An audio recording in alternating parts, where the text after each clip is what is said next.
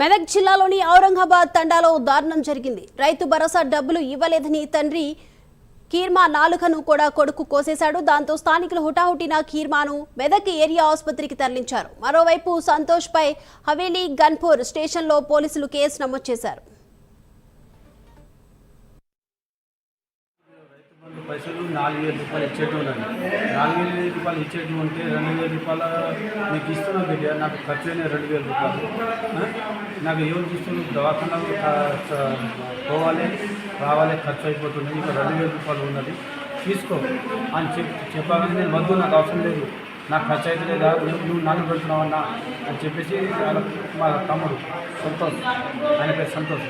అయితే తనకు ఏం చెప్పాను అంటే నాకు కూడా ఖర్చు కావాలి కదా, నువ్వు అన్న అంతా ఇల్లు ఏది పెడుతున్నావు అని చెప్పేసి మా నాన్న నా భూమి కూడా గుంట లేకుండా నువ్వు దురుకుంటుడు అని చెప్తేనే తన కొడవలు టమాటా పోసే కొడవలతోటి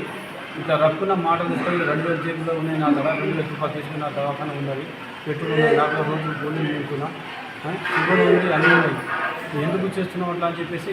నాకు అవసరం లేదా అని చెప్పేసి అది మన టమాటాలు కోసే కోడలతోటి ఇట్లా నాలుకే ఇట్లా ఇట్లా పెట్టేసి ఇట్లా కోసేస్తే తన ఇట్లా కూడా రాసుకుపోయింది, ఇక్కడ మన గోపింది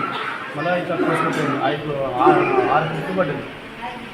పడ్డే దవాఖాన తీసుకొచ్చి నేను తీసుకొచ్చిన చిన్నవాడు నేను పెద్ద